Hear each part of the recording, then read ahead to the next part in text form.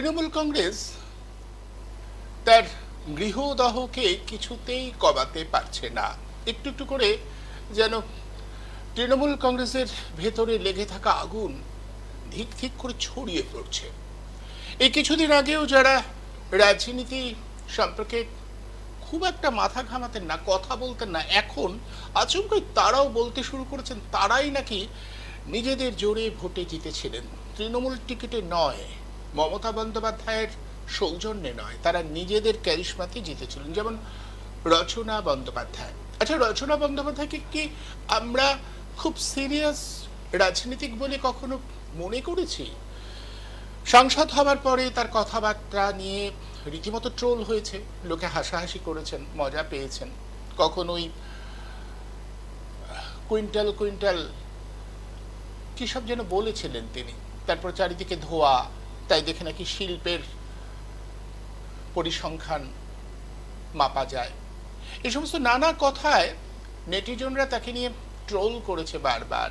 অর্থাৎ রাজনীতিক হিসেবে তিনি যে খুব সিরিয়াস কিছু কেউ তেমনটা ভাবেননি। সেই রচনাই এখন বলছেন যে তাকে দেখেই নাকি লোকে ভোট দিয়েছিলেন, তাকে দেখেই লোকে প্রত্যাশা করেছেন যে জনসাধারণের উপকার করবেন তিনি, এবং সেই সূত্রে তিনি এখন তৃণমূল কংগ্রেসের টিকিটে জিতে অন্য দলে গেছেন এবং সেটাকে জাস্টিফাই করবার জন্য নানা যুক্তি সাজাচ্ছেন। আর একজন শতাব্দী রায়, তিনিও দীর্ঘদিন একেবারে তার অভিনয় জীবনের শেষ প্রান্তে এসে মমতা বন্দ্যোপাধ্যায়ের সৌজন্যে সাংসদ হয়েছিলেন। তারপর তিনিও এখন বলছেন তিনি নাকি তার মতো করে রাজনীতিটা বোঝেন, এবং সেটা বোঝেন বলেই তার মনে হয়েছে যে মমতা বন্দ্যোপাধ্যায়ের সঙ্গে না থেকে বিজেপির সঙ্গে যাওয়া দরকার বা উচিত।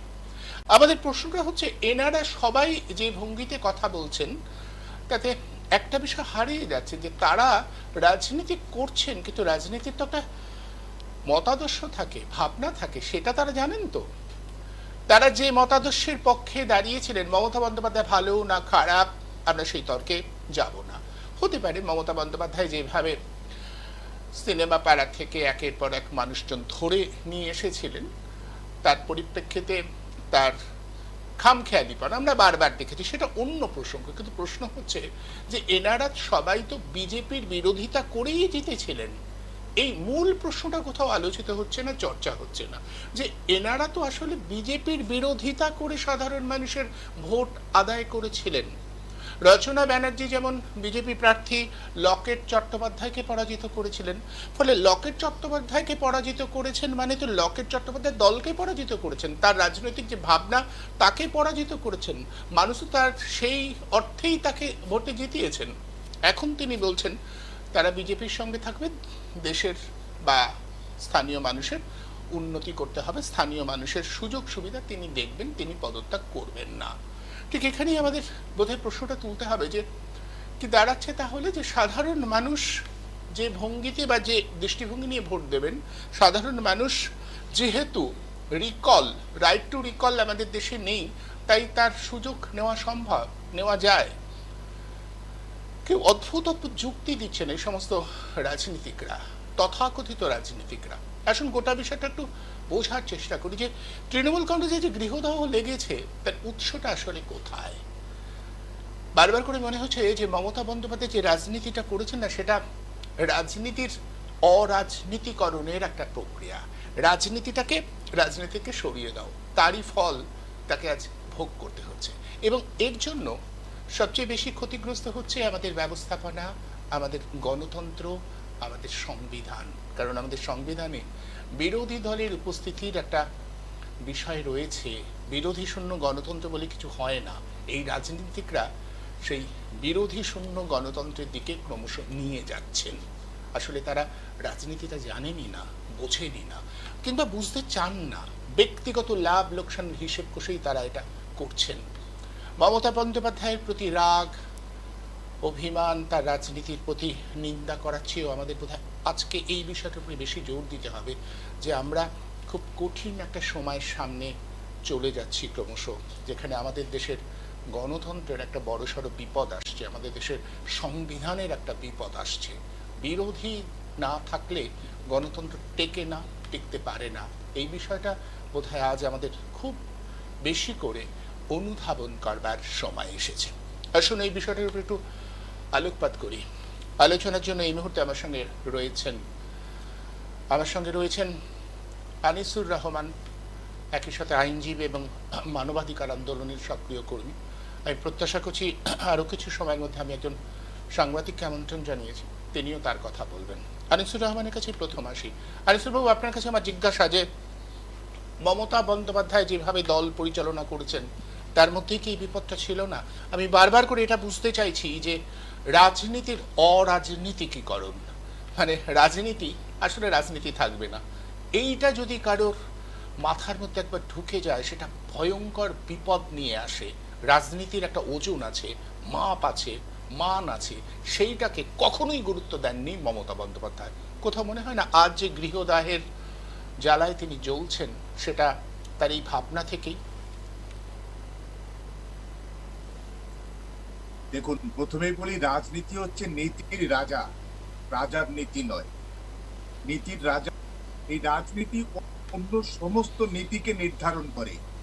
রাজনীতি ঠিক করে আপনার পররাষ্ট্রনীতি, পারমাণবিক নীতি, পরিবেশ নীতি থেকে আরম্ভ করে মানব জীবনের প্রত্যেকটা বাঁকে যা কিছু নীতি তৈরি হয় বা নীতি প্রয়োজন পড়ে সবটাই কিন্তু নিয়ন্ত্রণ করে এই রাজনীতি।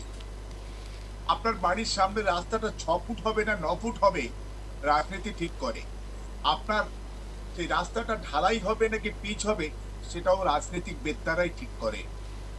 ঠিক একইভাবে যারা এমপি হয়ে, মেম্বার অফ পার্লামেন্ট হয়ে সংসদে যায়, লোকসভায় যায় বা রাজ্যসভায় যায়, তারা সেখানে কিন্তু দেশের জন্য আইন সভায় যাচ্ছে, দেশের জন্য প্রয়োজনীয় আইন তৈরি করার জন্য তারা সেখানে পৌঁছয়। ঠিক একইভাবে যারা MLA, member of legislative assembly, তারা রাজ্যের সর্বোচ্চ আইন সভায় তারা পৌঁছয়। সেখানে রাজ্যের ভালো মন্দ কিভাবে এই আইন সভায় গিয়ে তারা তাদের মতামত দেয় এবং রাজ্য বা যারা এমপি হয় রাজ্যসভা বা লোকসভায়, তারা দেশ চালানোর ক্ষেত্রে নীতি নির্ধারণের জনগণের পক্ষ থেকে পরোক্ষ প্রতিনিধিত্ব করেন মাত্র। আসলে জনগণের প্রতিনিধি হিসাবেই তারা ওই আইন সভায় পৌঁছয়।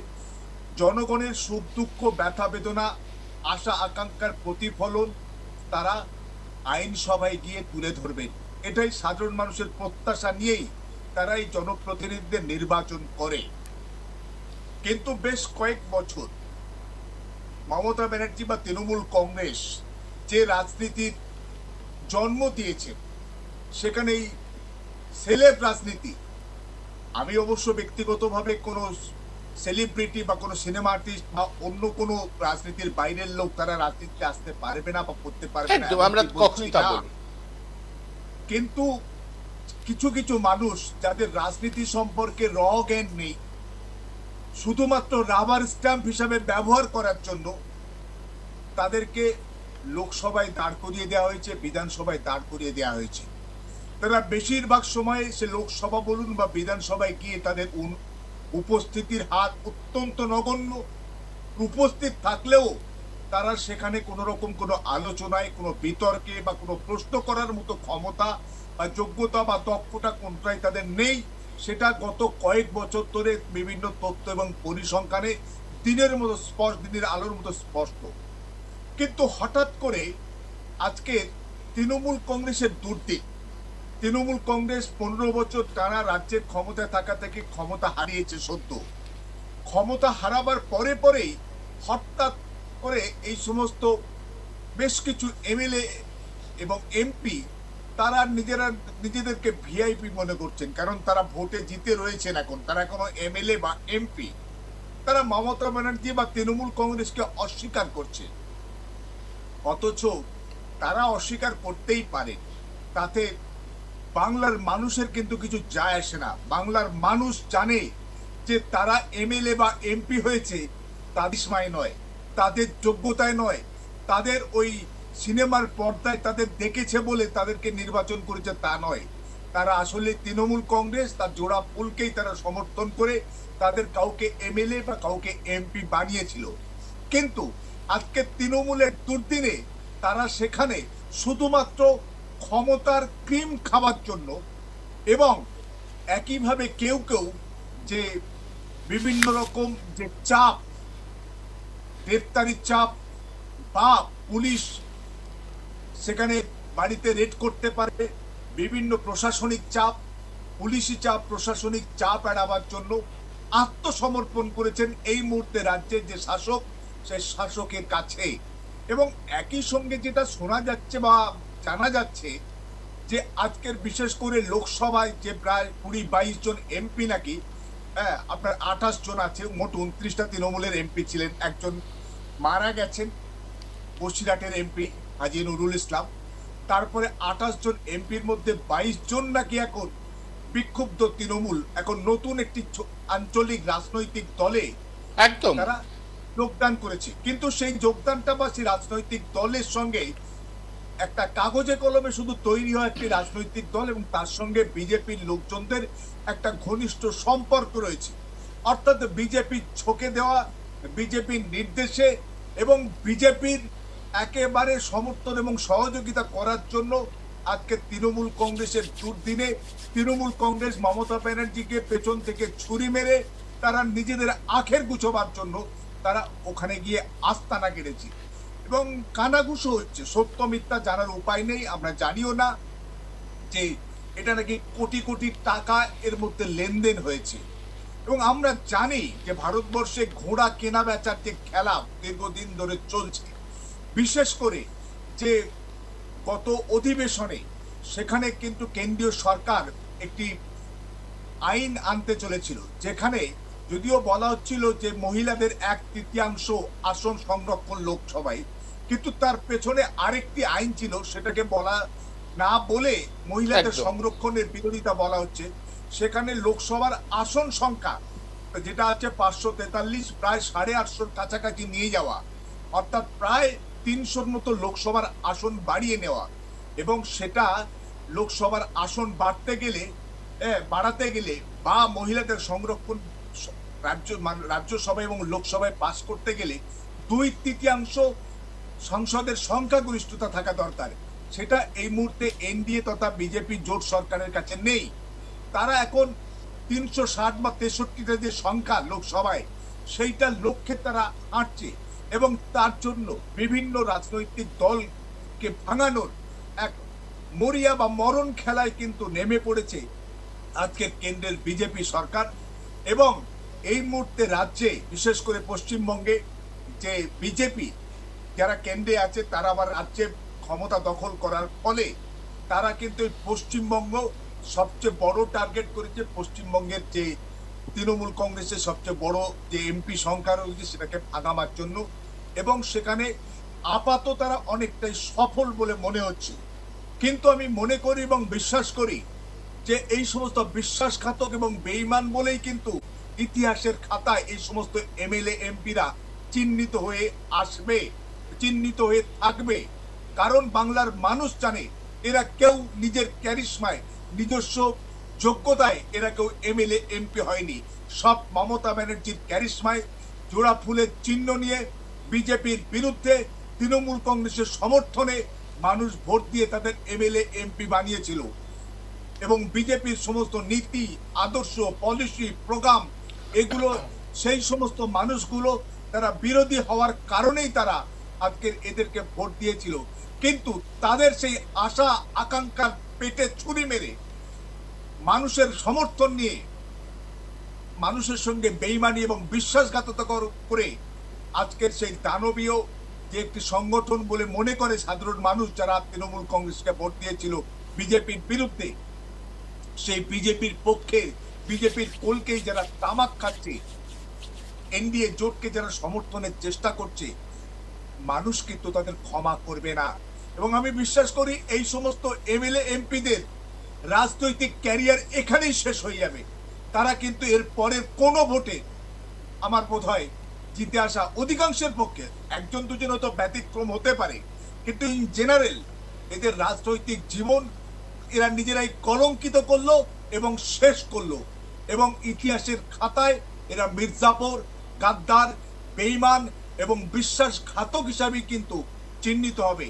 এবং সেখানে বিশেষ করে আজকের বাংলায় যে একটা বৈচিত্র্যের মধ্যে ঐক্যের যে সুর, নানা ভাষা, নানা মত, নানা পরিধানের যে আবহ ছিল, সেটার পক্ষেই কিন্তু গত লোকসভায় মানুষ ভোট দিয়েছিল। কিন্তু সেটা আজকে সেই লোকসভার বিশেষ করে সাংসদরা সেটা ভুলে গিয়ে, সেটাকে অস্বীকার করে আজকের ব্যক্তিগত লাভালাভ বা নিজেদের সমস্যা, নিজেদের বিপদ এড়াবার জন্য তারা আজকে কিন্তু কেন্দ্রের শাসক দলের কাছে আত্মসমর্পণ করলো। এই আত্মসমর্পণের রাজনীতি আজকের বাংলাকে ক্ষতিগ্রস্ত করলো, ভারতবর্ষকে ক্ষতিগ্রস্ত করলো, ভারতবর্ষের যে গণতান্ত্রিক মূল্যবোধ সেটাকে এরা নষ্ট করলো, ধ্বংস করলো, এবং ভারতবর্ষের যে আইনের শাসন এবং যে সংবিধানের শাসন সেটাকে নস্যাৎ করে শাসকের অঙ্গুলি হেলনে, শাসকের দল ভাঙার, ঘোড়া কেনা বেচা করার যে নোংরা খেলা, সেই খেলার ওড়ে হিসাবে এরা ব্যবহৃত হলো।